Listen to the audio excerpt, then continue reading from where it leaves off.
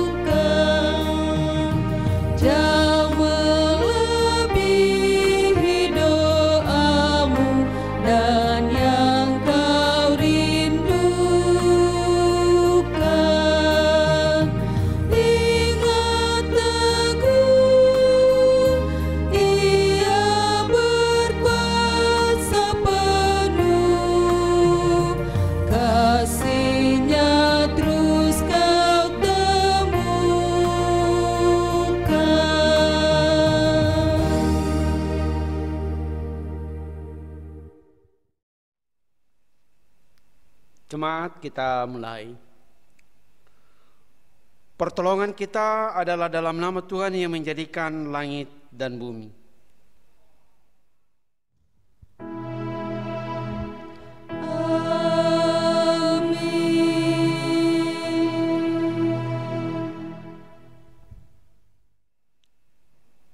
Kasih karunia dan damai sejahtera dari Allah Bapa kita dan dari Tuhan Yesus menyertai saudara sekalian. Jemaat dipersilakan duduk kembali. Saudara-saudara yang dikasihi Tuhan, Tuhan telah melawat kita dan menyertai kita dalam damai sejahtera, merangkul kita dalam kehendak dan kasih-Nya, dan memanggil kita untuk datang menyembah Dia sebagaimana firman-Nya. Masuklah, marilah kita sujud menyembah berlutut di hadapan Tuhan yang menjadikan kita, sebab Dialah Allah kita dan kitalah umat gembalaannya dan kawanan domba tuntunan tangannya.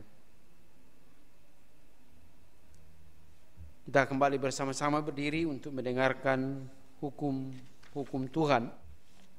Hukum kasih dari Matius 22 ayat 37 sampai ayat yang ke-40. Jawab Yesus kepadanya, "Kasihilah Tuhan Allahmu dengan segenap hatimu, dan dengan segenap jiwamu, dan dengan segenap akal budimu. Itulah hukum yang terutama dan yang pertama, dan hukum yang kedua yang sama dengan itu ialah, kasihilah sesamamu manusia seperti dirimu sendiri. Pada kedua hukum inilah tergantung seluruh hukum Taurat dan kitab para nabi." Amin. Jemaat, kita memuji Tuhan dengan menggunakan Mazmur 75 ayat 1 dan 2.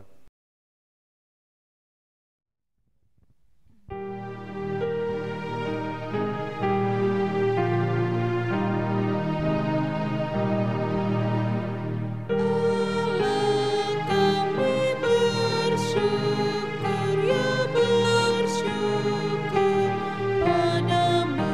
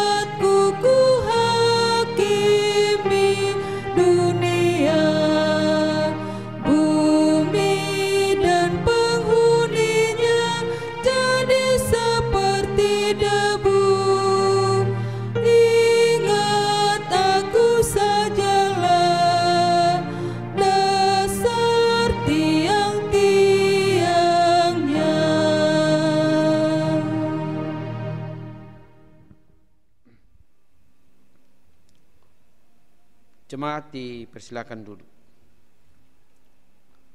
Saudara-saudara yang terkasih, marilah dengan rasa sesal dan malu dan dengan segala kerendahan hati kita berdoa bersama, mengaku dosa-dosa dan kesalahan kita. Firman Tuhan, jika kita mengaku dosa kita, maka Ia adalah setia dan adil, sehingga Ia akan mengampuni segala dosa kita dan menyucikan kita dari segala kejahatan. Marilah kita berdoa.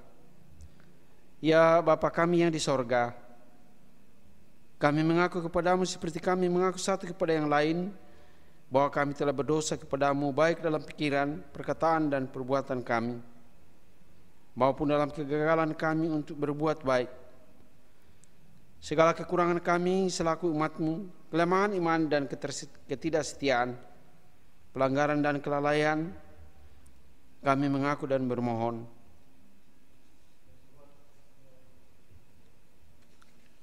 Berita anugerah. Jemaat yang terkasih, setiap kali kita dengan sungguh-sungguh mengaku dosa dan bersedia meninggalkan jalan kita yang lama, maka dengarkanlah berita pengampunannya sebagaimana tertulis dalam Yesaya 1 ayat 18. Marilah, baiklah kita berperkara. Firman Tuhan, sekalipun dosamu merah seperti kermisi, akan menjadi putih seperti salju. Sekalipun berwarna merah seperti kain kesumba, akan menjadi putih seperti bulu domba. Kita sambut berita anugerah dengan memuji Tuhan menggunakan Mazmur 103 ayat 1 dan 2.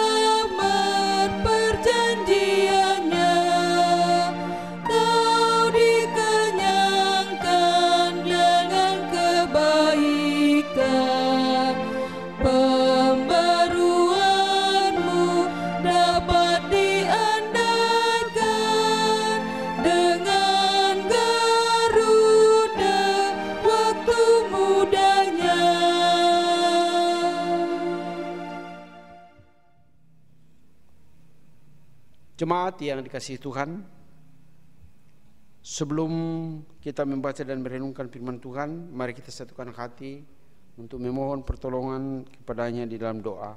Mari kita berdoa. Bapa di sorga, segala hormat, kemuliaan patut dipersembahkan kepadamu. Sebab kasih-Mu besar, kemurahan-Mu tak berkesudahan dalam kehidupan kami. Terkhusus sepanjang minggu yang kami telah lewati, Tuhan telah melindungi dan memelihara hidup kami, sehingga sampai hari ini kami masih ada sebagaimana yang ada. Dan kami bersukacita karena hari ini, hari yang Tuhan kuduskan buat kami. Kami kembali dimungkinkan oleh Tuhan untuk datang menyembah, memuliakan nama-Mu. Walaupun ibadah ini masih diselenggarakan di dalam rumah kami masing-masing, secara bersama walaupun terpisah. Kami akan membaca dan merenungkan bagian firman-Mu. Kami mohon kiranya Roh Kudus-Mu menolong dan memampukan kami, sehingga firman-Mu yang kami akan baca dan renungkan, kami boleh pahami, teristimewa untuk kami hidupi. Ya Tuhan, jauhkan semua gangguan yang akan menghalangi ibadah kami, lalu pusatkan hati pikiran kami pada firman-Mu, dan bersabdalah melalui firman-Mu, sebab sesungguhnya kami telah siap mendengar. Di dalam anak-Mu Yesus Kristus Tuhan kami berdoa dan mengucap syukur. Amin. Jemaat yang dikasihi Tuhan, bagian firman Tuhan yang kita akan renungkan bersama-sama hari ini dari 2 Korintus pasal 4 ayat 1 sampai ayat yang ke-6. Firman Tuhan. Oleh kemurahan Allah kami telah menerima pelayanan ini. Karena itu kami tidak tawar hati. Tetapi kami menolak segala perbuatan tersembunyi yang memalukan. Kami tidak berlaku licik dan tidak memalsukan firman Allah. Sebaliknya kami menyatakan kebenaran, dan dengan demikian kami menyerahkan diri kami untuk dipertimbangkan oleh semua orang di hadapan Allah. Jika Injil yang kami beritakan masih tertutup juga, maka ia tertutup untuk mereka yang akan binasa, yaitu orang-orang yang tidak percaya, yang pikirannya telah dibutakan oleh ilah zaman ini, sehingga mereka tidak melihat cahaya Injil tentang kemuliaan Kristus yang adalah gambaran Allah. Sebab bukan diri kami yang kami beritakan, tetapi Yesus Kristus sebagai Tuhan yang, saya ulangi, sebab bukan diri kami yang kami beritakan, tetapi Yesus Kristus sebagai Tuhan, dan diri kami sebagai hamba-Mu karena kehendak Yesus. Sebab Allah yang telah berfirman, dari dalam gelap akan terbit terang. Ia juga yang membuat terangnya bercahaya di dalam hati kita, supaya kita beroleh terang dari pengetahuan tentang kemuliaan Allah yang nampak pada wajah Kristus. Demikianlah pembacaan firman Tuhan. Berbahagialah orang yang merenungkan firman Tuhan siang ataupun malam. Haleluya.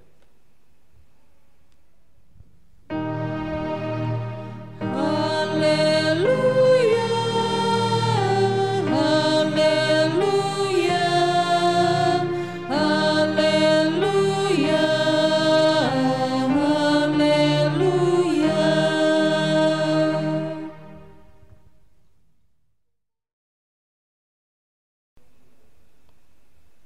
Tema renungan kita hari ini, dari dalam gelap akan terbit terang.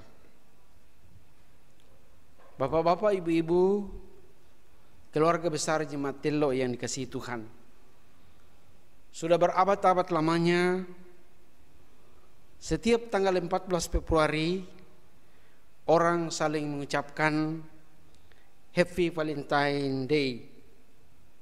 Artinya Selamat Hari Valentine, yang mencolok di negara tertentu, misalnya Amerika. Pada setiap tanggal 14 Februari adalah gambar hati dan kudapan manis, entah kue, gula-gula atau coklat yang biasanya berbentuk hati. Hati dan kudapan manis telah menjadi simbol Hari Valentine sebagai hari kasih sayang. Dan nampaknya pada hari itu orang-orang memang tampak tersenyum lebih manis dan lebih ramah. Budaya ini telah tersebar ke seluruh dunia, termasuk di Indonesia. Namun beberapa tahun yang lalu, Kita pernah mendengar anak-anak di sekolah dilarang untuk merayakan atau mengucapkan selamat hari Valentine dengan alasan tertentu. Tahukah kita asal-usul tradisi hari Valentine? Menurut Andar Ismail, bahwa tradisi yang dapat dipercaya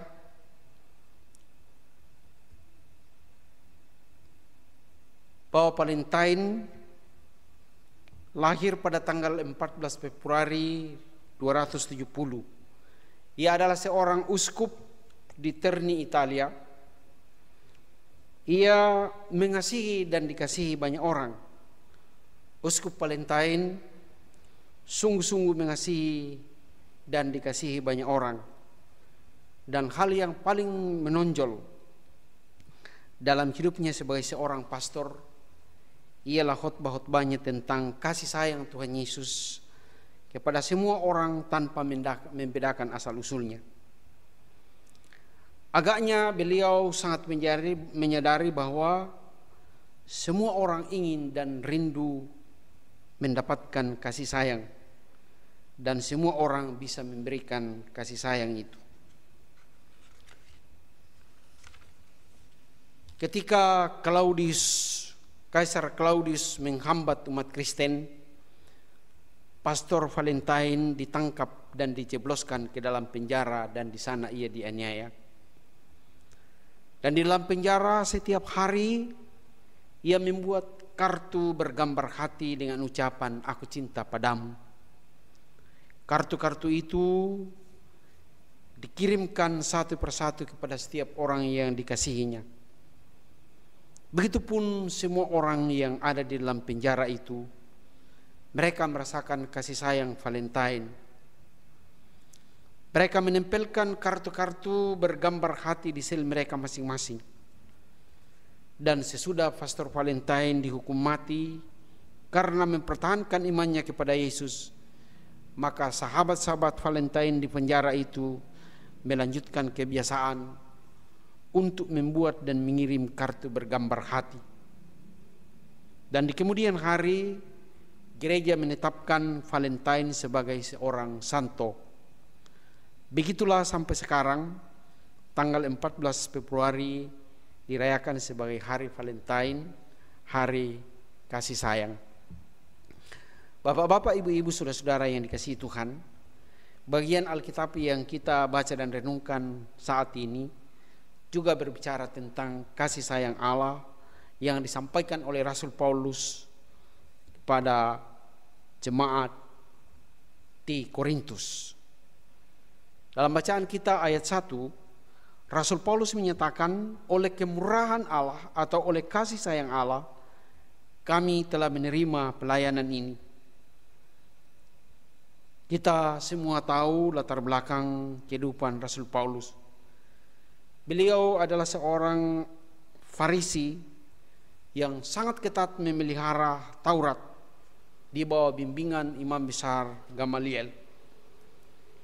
Ia sendiri mengakui sebagai orang yang paling ganas menganiaya orang-orang Kristen.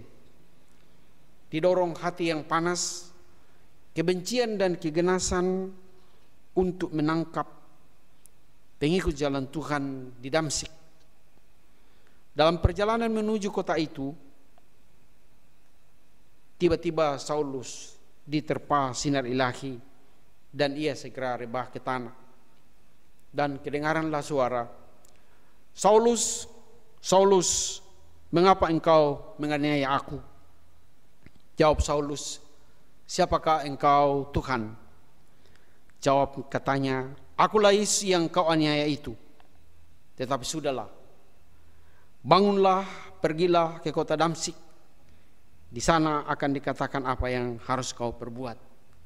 Kita bisa lihat dalam Kisah Rasul pasal 9 ayat 3-6. Saulus kemudian hari ditetapkan oleh Yesus sendiri sebagai alat pilihannya untuk memberitakan nama Yesus kepada bangsa-bangsa lain, kepada raja-raja dan kepada orang-orang Israel. Kisah Rasul 9 ayat yang ke-15.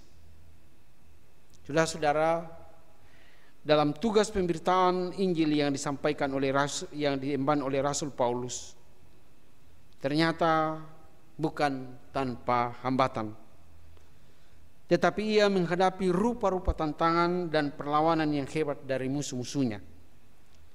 Ia dituduh dengan rupa-rupa tuduhan seperti si peleter, artinya seorang intelektual murahan. Kita bisa lihat dalam Kisah Rasul 17 ayat 18. Ia dituduh sebagai pemberita dewa-dewa, penyesat, memalsukan Injil, berlaku licik, mencari kepentingan dan keuntungan diri sendiri. Itulah sebabnya dalam pembelaan kerasulannya, seperti yang terdapat dalam ayat 1 dan 2, Rasul Paulus terus terang bahwa walaupun begitu banyak rintangan dan tantangan, begitu banyak hambatan, tetapi kami tidak pernah tawar hati dalam tugas agung dari Kristus. Kami menolak segala perbuatan tersembunyi yang memalukan. Kami tidak berlaku licik, tidak memalsukan firman Allah. Sebaliknya kami menyatakan kebenaran. Dengan demikian kami menyerahkan diri kami untuk dipertimbangkan oleh semua orang di hadapan Allah. Jadi Rasul Paulus dengan tegas dan terus terang bersedia membuka diri untuk dinilai, untuk dipertimbangkan oleh semua orang di hadapan Allah. Rasul Paulus dalam mengemban tugas pemberitaan Injil melalui sikapnya yang tegas mampu membungkam lawan-lawannya. Misalnya Rasul Paulus katakan, kami tidak pernah bermulut manis, kami tidak pernah mempunyai maksud lobah atau tamak yang tersembunyi, kami tidak pernah mencari isapan jempol pujian manusia. Kami bekerja siang malam supaya kami yang memberitakan Injil di antara kamu jangan menjadi beban bagi siapapun di antara kamu.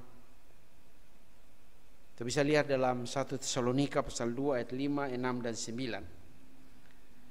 Jadi Rasul Paulus tidak pernah menggunakan haknya untuk mengambil upah sebagai pemberita Injil. 1 Korintus 9 ayat 15. Kemurnian motivasi Rasul Paulus ialah untuk memberitakan Injil Kerajaan Allah. Hal ini dilakukan untuk membungkam musuh-musuhnya, tetapi juga dimaksudkan supaya sedapat mungkin banyak orang yang dimenangkan. Bapak-bapak, ibu-ibu, saudara yang dikasihi Tuhan, dalam ayat 4 dan ayat yang kelima, Rasul Paulus berbicara tentang orang yang menolak Injil, bahwa jika Injil yang kami beritakan masih tertutup juga, maka ia tertutup bagi mereka yang akan binasa, yaitu orang-orang yang tidak percaya dan pikirannya telah dibutakan oleh ilah zaman ini, sehingga tidak melihat cahaya Injil tentang kemuliaan Kristus yang adalah gambaran Allah. Yang dimaksudkan Rasul Paulus dengan ilah zaman ini ialah pengaruh kepercayaan orang-orang Persia yang memandang alam semesta ini sebagai medan pertempuran antara dewa terang dan dewa kegelapan. Yang menentukan nasib manusia ialah sisi mana yang ia pilih dalam konflik kosmis ini. Ketika orang Yahudi dikuasai oleh orang-orang Persia, mereka bertemu dan dapat dipengaruhi, bahkan mewarnai pemikiran mereka. Itu yang pertama. Yang kedua,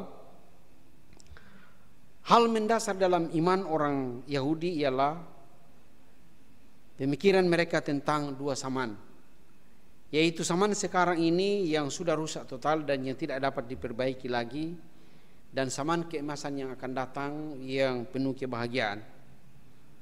Zaman yang ada sekarang ini berada di bawah kuasa ilah zaman dan berada di dalam suasana permusuhan dengan Allah. Orang-orang yang berada dalam kuasa ilah zaman ini, menurut Rasul Paulus, mereka telah dibutakan oleh zaman ini, dan karena itu mereka tidak dapat melihat cahaya Injil tentang kemuliaan Kristus yang adalah gambaran Allah. Mereka itu pasti akan menemui kebinasaan. Selanjutnya, gagasan cahaya Injil tentang kemuliaan Kristus yang adalah gambaran Allah. Di sini Rasul Paulus mengungkapkan bahwa di dalam diri Yesus Kristus kita sudah melihat seperti apakah Allah itu. Yesus sendiri berkata dalam Yohanes 14 ayat 9, barang siapa telah melihat aku, ia telah melihat Bapa. Ketika Rasul Paulus memberitakan Injil, ia berkata, lihatlah kepada Yesus yang kami beritakan sebagai Tuhan, dan di sana engkau akan melihat kemuliaan Allah datang ke dalam dunia dalam suatu bentuk yang dapat dipahami oleh manusia. Dalam ayat 6, sebab Allah yang telah berfirman, dari dalam gelap akan terbit terang. Ia juga membuat terang yang bercahaya di dalam hati kita, supaya kita beroleh terang dari pengetahuan tentang kemuliaan Allah yang nampak pada wajah Kristus. Penulis surat Ibrani melukiskan siapakah Yesus itu. Ia mengatakan Yesus adalah kemuliaan Allah. Kemuliaan dapat berarti sinar, yaitu cahaya yang memancar, atau pantulan, yaitu terang yang dipantulkan. Jadi Yesus adalah pancaran sinar kemuliaan Allah. Yesus adalah kemuliaan Allah sendiri yang telah ada di antara manusia. Yesus yang adalah kemuliaan Allah telah datang ke dalam dunia untuk menerangi kegelapan dunia yang penuh dengan dosa. Yesus adalah kemuliaan Allah. Ia rela mengosongkan diri, mengambil rupa seorang hamba untuk melayani dan bahkan mati di atas salib untuk menebus dosa umat manusia. Yesus yang adalah kemuliaan Allah rela berkorban untuk menyelamatkan kita. Itulah cahaya Injil tentang Kristus yang adalah gambaran Allah sendiri. Dalam Yohanes 8 ayat 12, Yesus berkata, akulah terang dunia. Barang siapa mengikut aku, ia tidak akan berjalan dalam kegelapan, melainkan ia akan mempunyai terang hidup.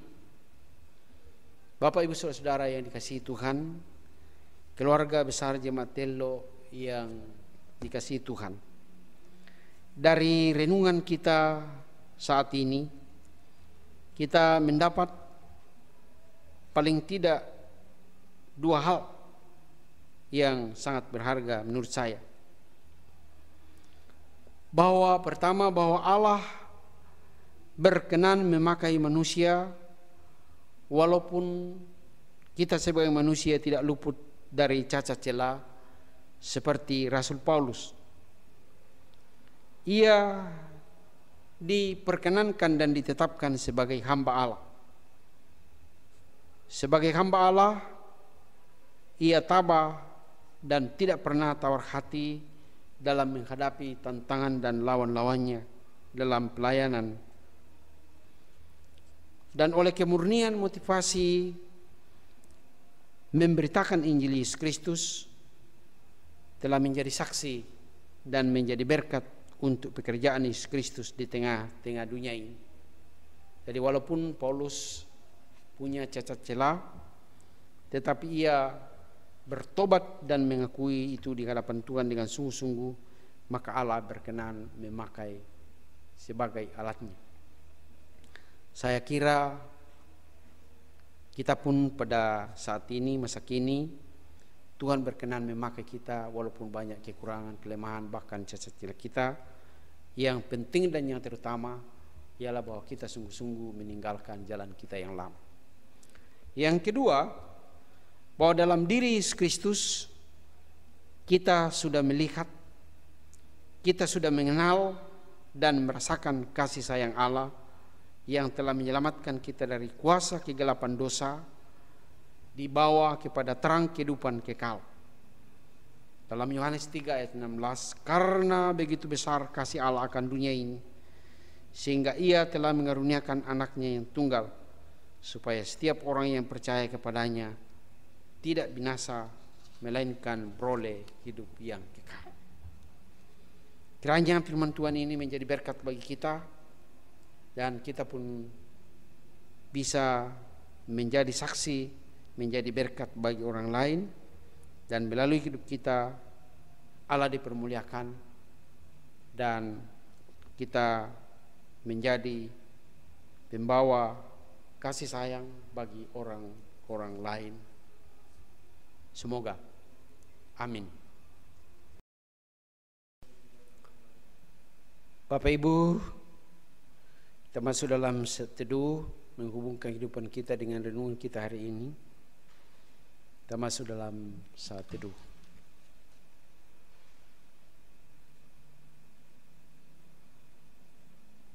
Saudara-saudara, kembalilah dalam kehidupan sehari-hari.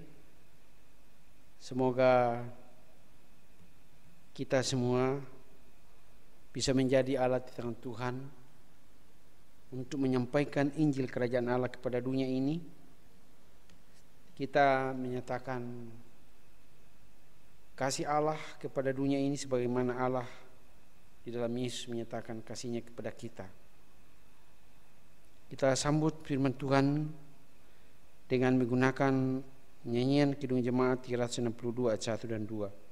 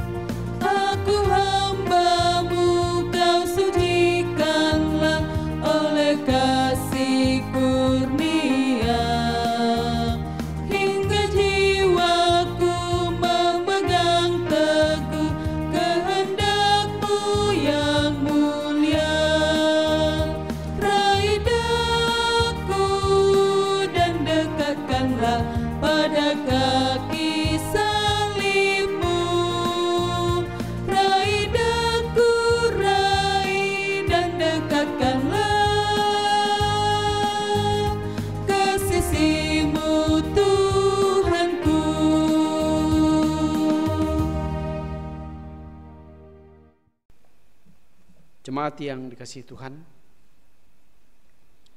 mari kita sama-sama berdiri mengikrarkan pengakuan iman kita berdasarkan pengakuan iman rasuli.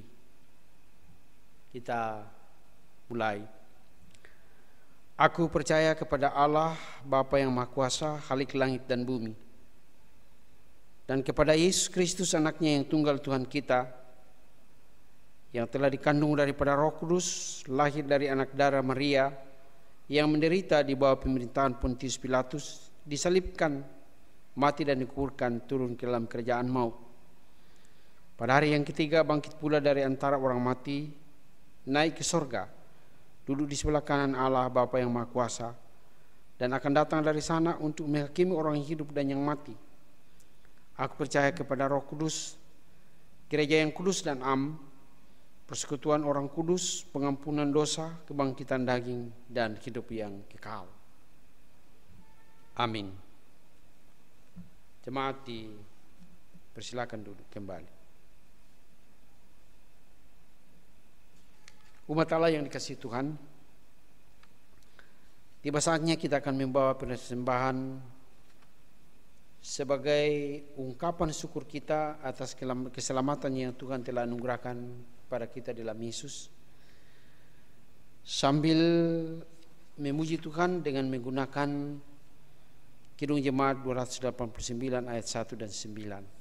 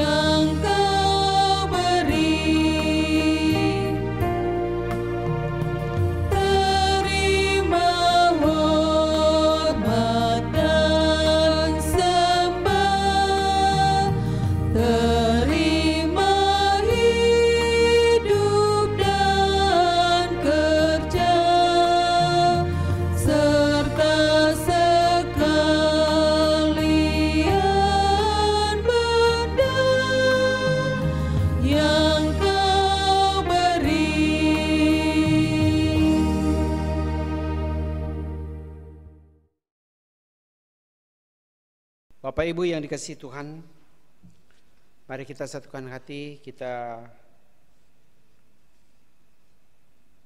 masuk dalam doa syafaat. Kita berdoa. Bapa di sorga, kami mengucap syukur dan berterima kasih atas kesempatan yang Tuhan anugerahkan kepada kami hari ini, di mana kami diperkenankan datang menyembah, memuliakan dan membesarkan nama-Mu. Kiranya puji-pujian penyembahan kami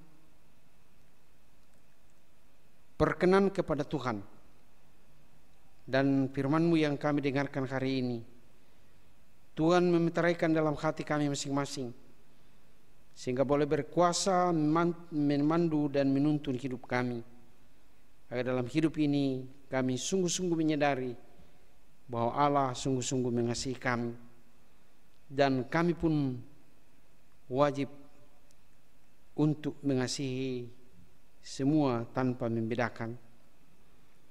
Kami berdoa secara khusus untuk segenap umat-Mu yang kami layani di Jemaat Tello.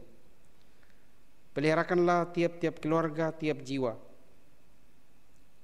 Tuhan selalu mencukupkan kebutuhan kami setiap hari melalui usaha dan pekerjaan kami masing-masing. Dalam tugas tanggung jawab kami sebagai abdi negara, baik itu sebagai TNI, sebagai Polri, sebagai wakil rakyat, sebagai pengusaha, dan sebagai karyawan. Apapun tugas pekerjaan kami yang Tuhan percayakan kepada kami masing-masing, Allah berkenan memberkati agar melalui usaha dan tanggung jawab kami masing-masing, berkat-berkat Tuhan mengalir dalam kehidupan keluarga umat-Mu. Kami berdoa untuk saudara-saudara kami yang berjuang mencari pekerjaan.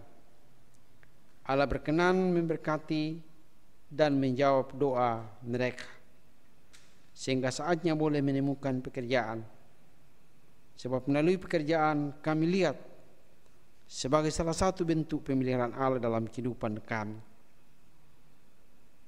Kami berdoa untuk semua putra-putri kami, anak-anak kami yang masih duduk dalam bangku pendidikan. Tuhan pun memberkati dan memberikan hikmat kepada mereka. Walaupun pada saat-saat ini adalah masa sukar, di mana mereka sulit mendapatkan pendidikan secara memadai. Tetapi Allah berkenan memberikan hikmat dan semangat, sehingga dari hari ke hari pengetahuan mereka bertambah-tambah. Kami mohon, berkati orang-orang tua kami dalam masa-masa tuanya, sehingga dalam hari-hari tua mereka selalu terpelihara oleh kasih dan kemurahan Tuhan. Kami mohon, ya Allah yang ada dalam sorga, kami berdoa untuk saudara-saudara kami yang merayakan ulang tahunnya. Kami selalu menyadari Tuhan bahwa pertambahan usia seseorang adalah anugerah daripadamu. Dan dengan bertambahnya umur mereka, kiranya mereka selalu tahu mensyukuri kemurahan dan kasih-Mu. Dan biarlah berkat-berkat-Mu selalu menyertai mereka. Kami pun berdoa untuk saudara-saudara kami yang tengah bergumul melawan penyakit, baik itu di rumah-rumah mereka maupun di rumah-rumah sakit. Terkhusus pada saat ini, Tuhan mengetahui pergumulan kami sudah hampir setahun ini. Kami diperhadapkan kenyataan virus corona yang masih mewabah sampai hari ini dan membuat banyak orang menderita.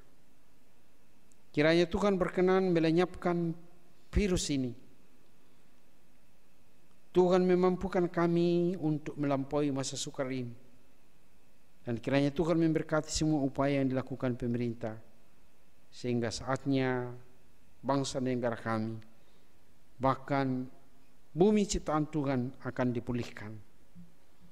Kami mohon, ya Allah yang ada di dalam sorga,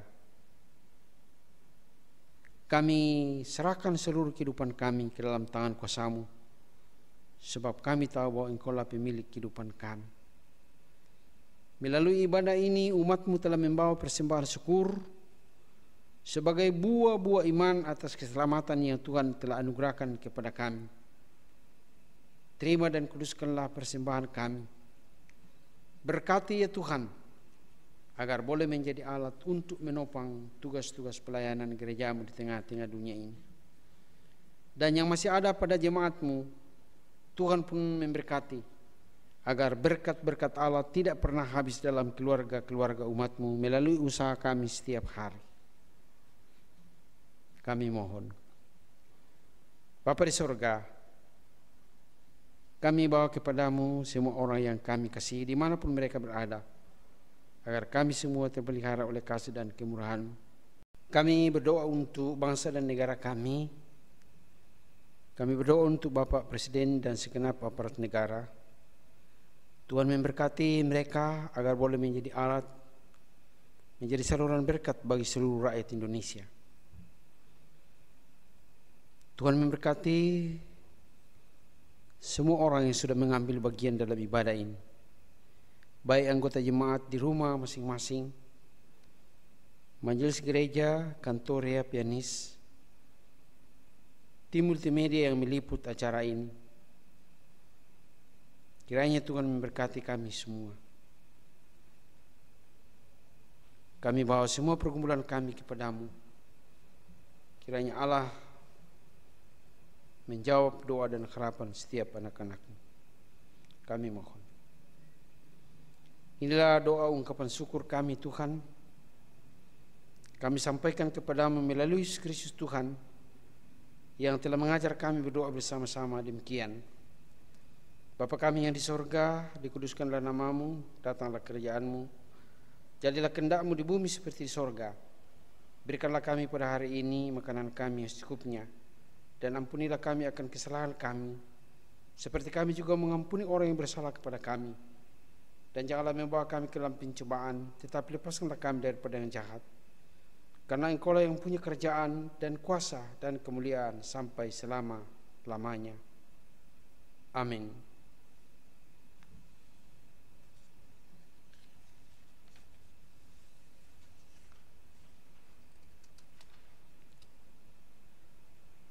Jemaat yang dikasihi Tuhan, ketika telinga mendengar, biarlah sabda Kristus bergema di sanubari kita. Ketika mata melihat, biarlah kasih dan perbuatan Tuhan melahirkan syukur tiada henti lewat kata dan perbuatan setiap hari. Ketika kaki melangkah, sabda Kristuslah yang menjadi penuntun dan pedoman dalam kehidupan kita. Ingatlah amanat firman Tuhan yang kita dengarkan hari ini. Saya mengundang jemaat berdiri, kita bersama-sama memuji Tuhan dengan menggunakan Kidung Jemaat 350 ayat 1 dan 2.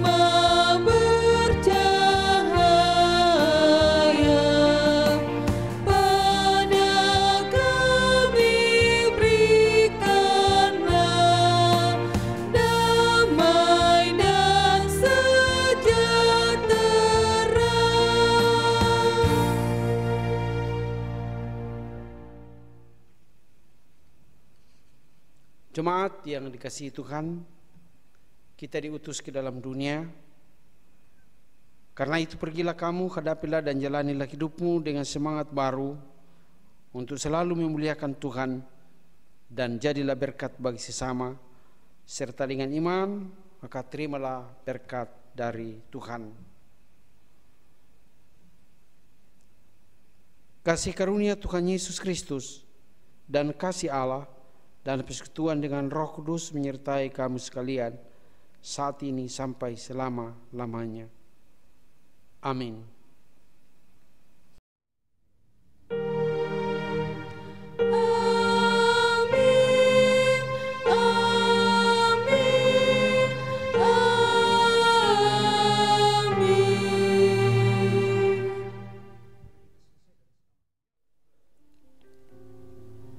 Demikianlah ibadah kita pada saat ini. Atas nama seluruh jemaat mengucapkan banyak terima kasih kepada Bapak Pendeta Katito STH yang sudah melakukan pelayanan. Yesus Kristus sebagai gembala yang baik akan tetap senantiasa memimpin dan menyertai dalam tugas dan tanggung jawabnya di tengah-tengah jemaat. Kita masuk dalam nyanyian penutup dari Kidung Jemaat nomor 370 ayat 1 dan ayatnya yang kedua.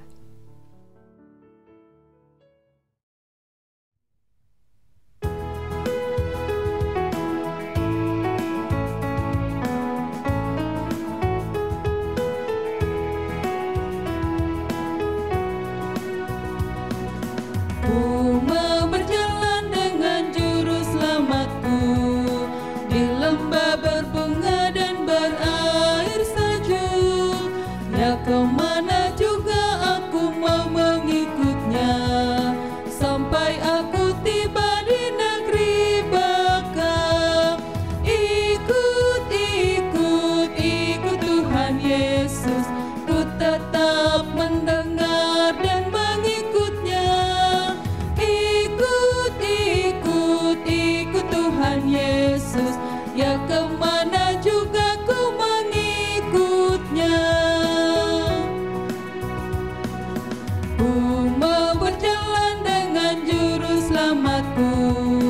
Di lembah gelap di